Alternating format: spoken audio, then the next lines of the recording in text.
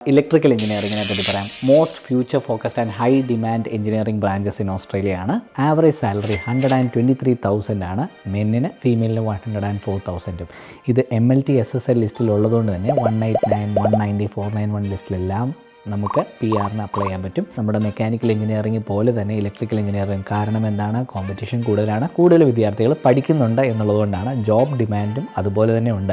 പക്ഷേ PR-ന് വേണ്ടി നമ്മളൊരു സ്മാർട്ട് സ്ട്രാറ്റജി അഡോപ്റ്റ് ചെയ്യണമെന്ന് മാത്രം. ഇനി ജോബ് ഓപ്പർച്യൂണിറ്റീസ്, എനർജി ആൻഡ് പവറിൽ ഏറ്റവും കൂടുതൽ ജോബ് ഹയറിംഗ് നടക്കുന്ന ഓസ്ഗ്രിഡും ട്രാൻസ്ഗ്രിഡും AGL energy, origin energy, Snowy Hydro ഈ കമ്പനീസിലാണ്. ഇനി റിന്യൂവബിൾ ആൻഡ് ക്ലീൻ ടെക്കിൽ Tesla energy, Vestas, Sungrow, Enphase energy, Neoen ഇവരൊക്കെയാണ് ഏറ്റവും ഫേമസ് ആയിട്ട് ജോബ് ഏറ്റവും കൂടുതൽ ഓഫർ ചെയ്യുന്നത്.